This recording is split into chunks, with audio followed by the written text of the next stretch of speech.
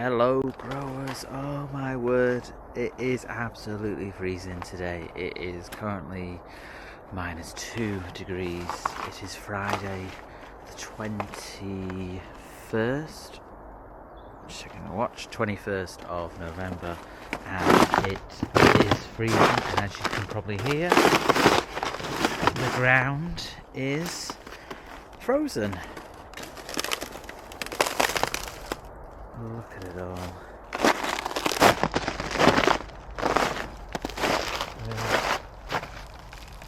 The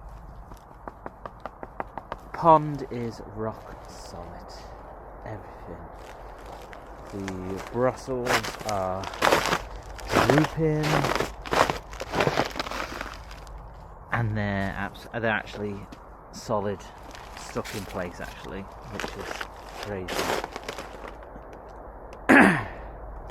Doesn't it look nice and festive or whatever? So I've got out the winter coat today because, like I said, it's absolutely freezing.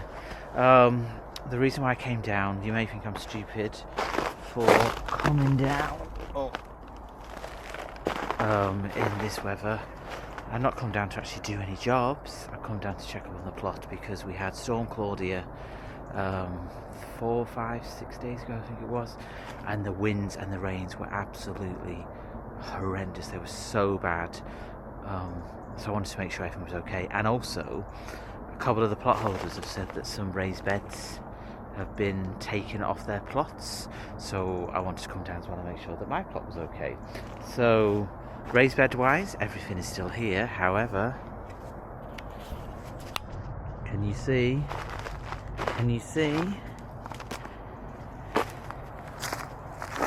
the arch? We have no arch. The wind has blown it over, so I'm going to try and fit it together.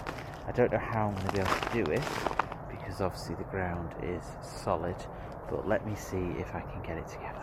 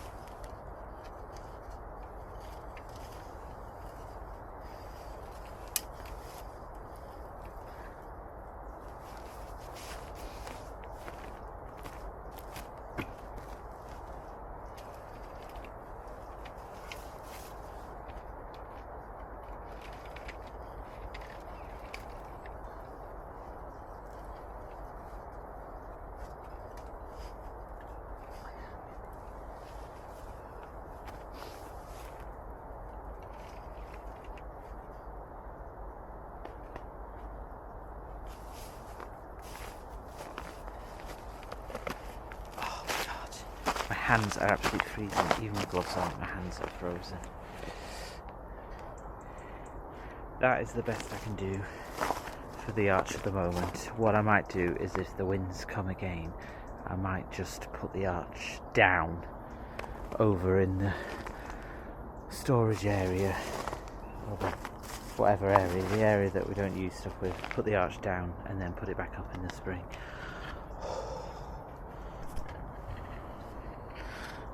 So from a very cold Manchester, I'm going to get straight home and I will show you what I am sowing indoors, because it's absolutely too cold to be outside and the ground is too hard that there's absolutely nothing I can do. So let's head inside and I'll show you my indoor setup. So we're in the attic and I wanted to just show you my indoor setup. You've probably all seen it previously, but for any of the new subscribers that may not have been around this time last year, you wouldn't have known my indoor setup. So the indoor setup is as follows. So this shelving unit is a metal shelving unit that I got from IKEA. It came with a nice cover. I think it was 20 quid, 30 quid for the whole lot, really, really cheap. And then we have heat maps underneath. the tray, and then obviously all the trays, I've already prepped things ready, but the trays have got the soil in them. There's a little gap obviously in every tray so that I can water. So the indoor sowing starts in this setup first. There is lights, you may not be able to see them, but there is lights at the top as well. So obviously the grow lights will go on in a couple of days once they've started to sprout, and then so they stay in here, and then once they're established in here and I need more space for new seedlings, I then move them to this shelving unit. I think I got this from Amazon. This was bought this years and years ago. We used it for storage in the old bathroom, and then we never used it again.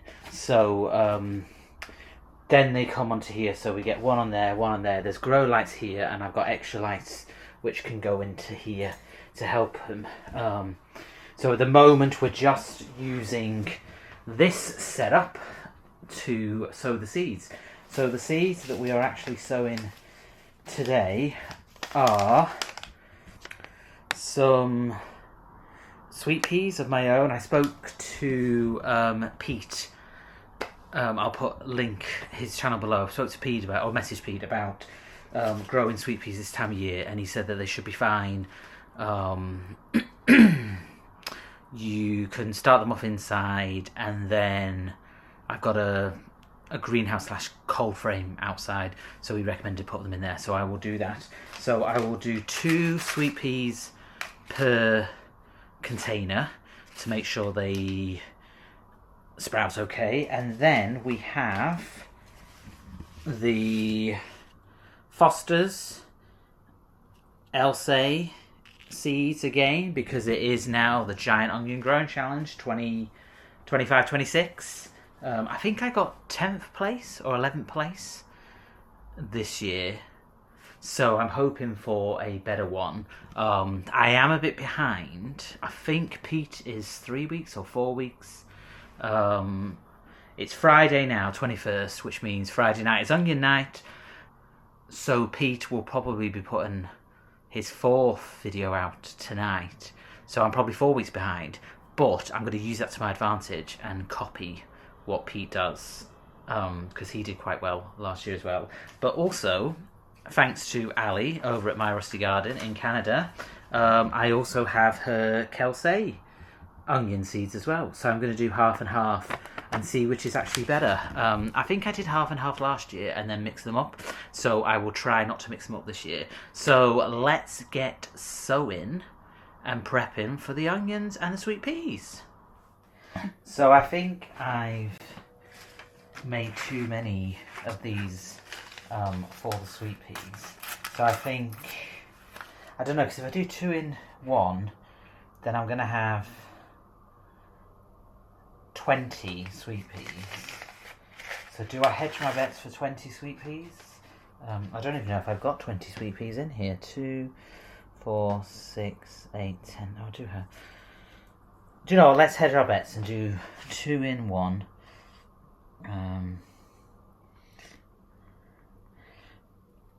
And then, if need be, I can find somewhere in the plot to put the sweet peas. So these sweet peas are the ones that I grew this year, summertime. So obviously I kept the seeds. So the plan is to re-sow the same selection of sweet peas, and then hopefully they'll do better every year because it's the same set. I can't remember where I got these from. I think I got the original seeds from King Seeds, I think. If I can find the original video from last year, or I keep saying last year, it's not last year, it's still only November. If I can find the original video of where I got these seeds from, I will let you know. So that's the sweet peas, so I will water them, and then we will do the giant onions. Right, so these are for the onions. So what I'm going to do is I'm going to do 7 of the Foster Seeds Elsay, and then I'm going to do 6 of the Kelsay, and then I might even do more later on, like December time, something like that. Just a word of reminder as well is to make sure that when you water, you use room temperature water. So what I normally do is fill up a old milk jug that I've cleaned, and then I use that, just keep it in here at room temperature, because you don't want to do them with cold temperature. So we're going to do 1. I don't know if I put 1 in there now, we might have 2 now. 1 in each one. And these are the Elsay. Look how small they are, considering they're going to grow. Well, I say they're going to grow. Hopefully they're going to grow. Considering they're going to grow into giant onions, they start off so tiny. So this side, left side, is the Fosters, which is for the Giant Onion Growing Challenge competition. And then the right side is Ali's Kelsay West Coast onions. I think the Kelsay are actually from Scotland, if I remember correctly from last year when people were talking about them. I don't think they are actually Canadian. I think they originate from Scotland, but obviously these ones are from Ali in Canada. So hopefully they will just do as good. I need to remember to label them. I will label them properly, but just for this video, left is Elsay and right is Kelsay.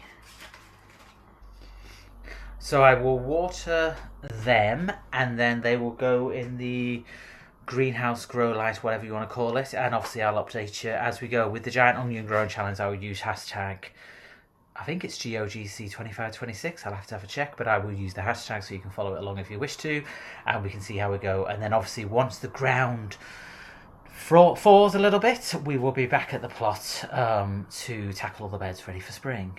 So my name's Mark, thanks for watching Growing with Plot 21.